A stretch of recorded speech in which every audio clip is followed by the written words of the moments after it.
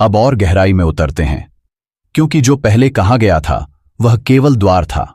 अब जो खुलने वाला है वह कक्ष है जहां बहुत कम आत्माएं पहुंच पाती हैं। मेरे प्रिय चुने हुए, तुम्हारे जीवन में एक समय ऐसा भी आया जब तुम्हें लगा कि तुम सब कुछ सही कर रहे हो, फिर भी सब कुछ बिखर रहा है। तुम ईमानदार थे, फिर भी गलत ठहराए गए। तुम वफादार थे, फिर भी छोड़ दिए गए। तुमने सच्चाई बोली, फिर भी तुम्हें कठोर कहा गया। उस समय तुम्हें यह समझ नहीं आया कि यह दंड नहीं था, यह छंटाई थी। ब्रह्मांड तुम्हारे जीवन से उन आत्माओं को हटा रहा था जो तुम्हारी अगली ऊंचाई तक तुम्हारे साथ नहीं चल सकती थीं। क्योंकि हर कोई तुम्हारे दर्द के साथ बैठ सकता है, लेकिन बहुत कम लोग तुम्हारी शक्ति के साथ खड़े रह सकते हैं। याद रखो, जब तुम कमजोर थे तब तुम्हें छोड़ना आसान था, लेकिन जब तुम स्पष्ट हुए, जब तुम्हारी आंखों में डर नहीं बल्कि सच्चाई बस गई, तब लोग घबरा गए। क्योंकि अब तुम पूछते नहीं थे, अब तुम देख लेते थे। तुम्हारी सबसे बड़ी शक्ति यह नहीं है कि तुम उजाला हो, तुम्हारी सबसे बड़ी शक्ति यह है कि तुम अंधेरे में भी खुद से झूठ नहीं बोलते। और जो लोग खुद से झूठ में जी रहे हैं, उन्हें तुम्हारी चुप्पी भी चुभती है।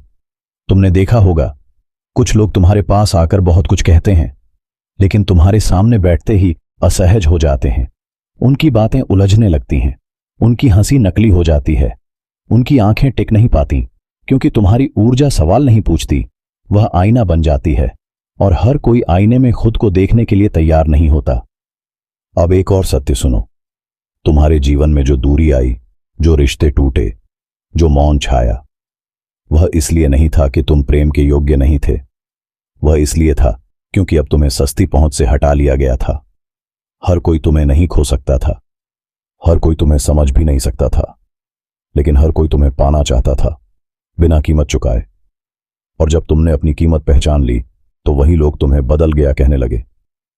हां, तुम बदले हो, लेकिन यह बदलाव आत्मा का था, अभिनय का नहीं। अब तुम हर संदेश का जवाब नहीं देते, अब तुम हर आंसू पर नहीं पिघलते, अब तुम हर कहानी पर विश्वास नहीं करते, क्योंकि तुम जान चुके हो, हर घायल व्यक्ति मासूम नहीं होता और हर मुस्कुराहट सच्ची नहीं होती।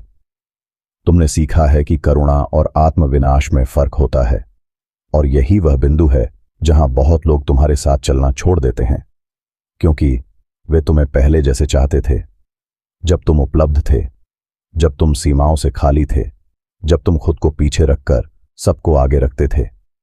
लेकिन अब तुम जानते हो, जो खुद का सम्मान नहीं करता, दुनिया उसे इस्तेमाल करती है।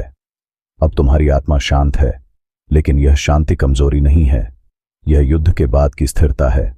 और यह स्थिरता उन लोगों को सबसे ज्यादा डराती है जो हमेशा नियंत्रण से ताकत पाते थे। अब सुनो ध्यान से, अगला चरण तुम्हें और अकेला कर सकता है, लेकिन यह अकेलापन खाली नहीं होगा, यह पवित्र होगा। यह वह समय है जब तुम्हारी जिंदगी में शोर कम होगा और संकेत साफ होंगे।